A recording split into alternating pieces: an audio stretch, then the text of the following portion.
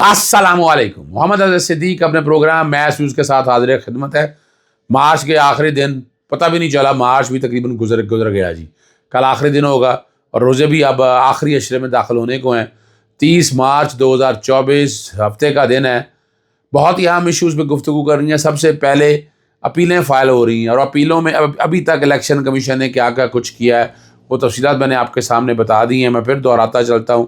جن ایشوز پہ میں نے بات کر رہی ہے، ایک تو یہ اپیلوں کا، اور الیکشن کمیشن کہاں یعنی ایک لیول پلینگ فیلڈ نہیں فراہم کر رہا، کہاں مواقع پورے فراہم نہیں کر رہا، کہاں راستے روک رہا ہے. اب یہاں یعنی اس الیکشن کمیشن کے ادارے کا کام یہ نہیں ہے جو یہ کام کر رہا ہے. تو ذرا اس پہ گفتگو ہونے والی بات ہے. اور اون چودھری کامیابی کے خلاف درخواست سماعت کے لیے مقرر ہو گیا جی. ٹھیک ہے نا جی. اور تقریبات میں یہ چیزیں استعمال نہ کی جائیں، یہ عجیب و غریب سی بات ہے. شہباز شریف نے عجیب و غریب امریکی صدر کا وزیر شہباز شریف کے نام خط کیا ہے، اور پاکستان سے باہر جانے کے لیے کون سے پی ٹی آئی رہنما تیار ہیں. پشاور بی آر ٹی کے ایک کانٹریکٹر نے عالمی ثالثی عدالت میں حکومت کے خلاف 57 ارب روپے کا دعویٰ دائر کر دیا. آصفہ بھٹو بلا مقابلہ منتخب. اور سابق وزیر اعلیٰ پرویز رائی کی طبیعت بہتر ہونے پر ہسپتال سے دوبارہ اڈیا جیل منتقل کر دیا. پی پی 93 بکر کے نامزد امیدوار افضل خان سے ٹکٹ واپس لے لیا. اور اندر کی کہانی کیا ہے کور کمیٹی کی، اس پہ میں کوشش کروں گا بات کروں گا. سب سے پہلے تو الیکشن کمیشن کے کردار کے اوپر. کردار سے مراد ہے کہ ابھی اپیلیں فائل ہونی ہیں، کاپیز نہیں مل رہی. فارم 45 46 47 کی نقلیں نہیں مل رہی. پوری کوشش کر رہے ہیں نقلیں لینے کے لیے، بار بار خط لکھے جا رہے ہیں اور پھر وہ آئینی درخواستیں دائر کی جا رہی ہیں کہ نقلیں فراہم کریں، اور الیکشن کمیشن نقلیں فراہم نہیں کر رہا. بار بار لکھا، کہا، ایک دوسرے سے ذمہ داری. میرے پاس تو ثبوت موجود ہے نا، میرے پاس تو ثبوت موجود ہے، اور کہ جس میں میں کوشش کروں گا وہ ثبوت آپ کے ساتھ بیک گراؤنڈ پہ شیئر بھی کر دوں. کہ جہاں صوبائی الیکشن کمیشن ریٹرننگ آفیسر پہ ڈال رہا ہے، ریٹرننگ آفیسر الیکشن کمیشن پہ ڈال رہا ہے، اور الیکشن کمیشن ریٹرننگ آفیسر کو کہہ رہا ہے کہ کاپیز دینے کے لیے. اب تو میرے پاس تو ثبوت ہے اس بات کے کہ کس طرح سے یہ سارا. پھر اس کے بعد بہت سے لوگوں نے شکایت کی کہ نیشنل بینک میں فیس جمع ہونی ہے 20,000 روپیہ، وہ فیس ہی جمع نہیں ہو رہی. آپ یہاں سے اندازہ لگائیں نا یہ کیا زیادتی ہے، یہ کیا ظلم ہو رہا ہے. یہ پر یہ ہو رہا ہے. پھر آگے جو سب سے مزیدار بات ہے کہ جو ریٹرن کینڈیڈیٹ ہیں ان کا نوٹیفیکیشن وہ آفیشیل گیزٹ میں نہیں چھپا ابھی تک. یعنی پرنٹنگ پریس نے جال کے چھاپے نا. ابھی الیکشن کمیشن تو نوٹیفائی کر دیے، لیکن جب تک وہ اور اس سے 45 دن کے اندر اپیل فائل ہونی ہے.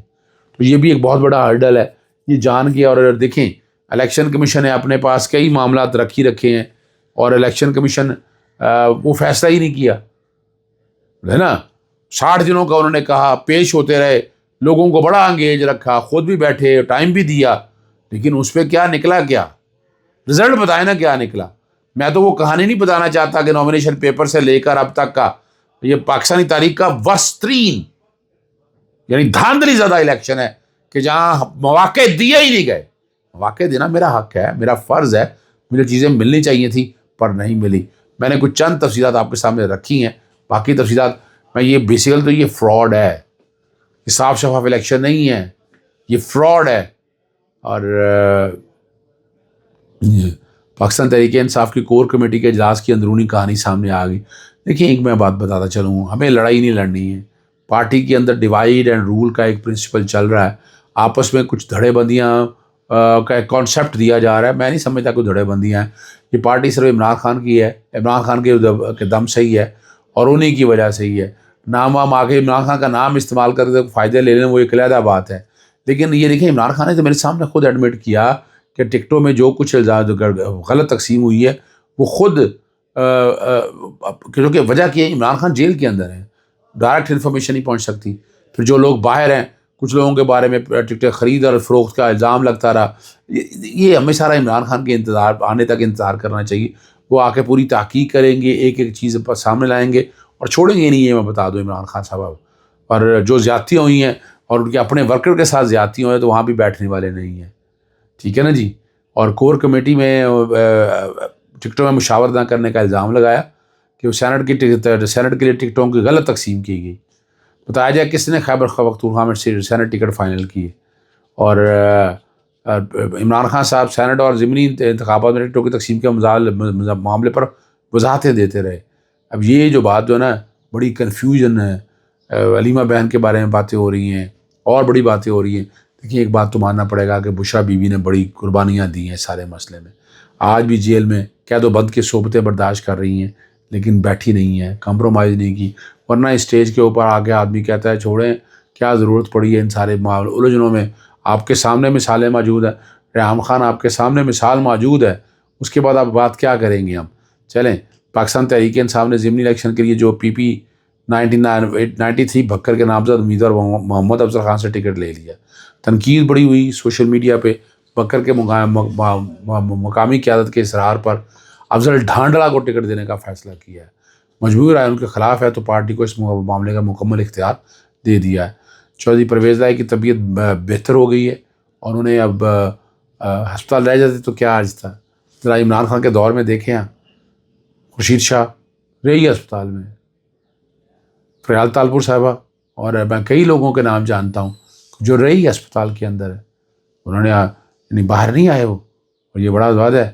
اور چودھری پرویز لائی کا کہا یہ جا رہا ہے کہ ان کی طبیعت پہلے سے بہتر ہے، لیکن تکلیف دیکھیں انہوں نے برداشت کر لی۔ محترمہ بی بی بے نظیر بھٹو صاحبہ کی صاحبزادی جو ہیں وہ بلا مقابلہ منتخب ہو گئی ہیں، مبارک ہو ان کو۔ میں ان میں اب چونکہ ٹیکنیکلٹیز ہے، الیکشن کمیشن کا رول ہے، میں اس میں کیا کہہ سکتا ہوں، لیکن ریکارڈ کے اوپر جو ہے وہ منتخب ہو گئی ہیں۔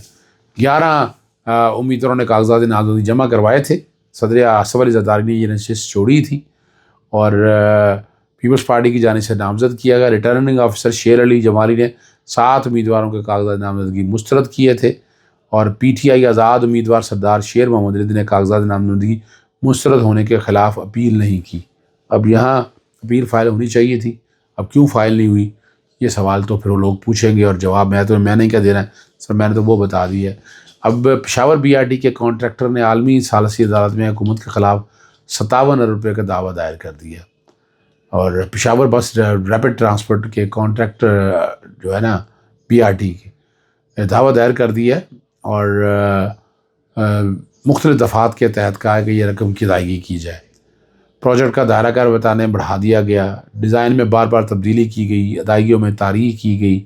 پشاور ڈیولپمنٹ اتھارٹی کے ذرائع نے بتایا کہ نیب کی انکوائری کی وجہ دونوں فریق کے مابین تنازع خوش اسلوبی سے حل نہ ہو سکا، اور پی ڈی اے نے ذرائع کا کہنا ہے کہ کانٹریکٹر کو اس کی رقم کی ادائیگی کے بعد پشاور بی آر ٹی کی کل لاگت 120 ارب سے تجاوز کر جائے گی۔ اب یہ جان کے کہا جاتا ہے بھائی یہ ثالثی کونسل کا پروجیکٹ کی قیمت سے کوئی تعلق نہیں ہے۔ اب چلیں آگے چلتے ہیں۔ امریکی صدر جو بائیڈن نے شہباز شریف کو 70 سال کر دیا، 9 منتخب پاکستانی حکومت کے لیے نیک تمناؤں کا اظہار۔ آپ کو ڈاؤٹ رہ گیا کہ آپریشن رجیم چینج کے ذریعے جو حکومت بن کے آئی ہے امریکیوں سے کیا تعلقات ہیں؟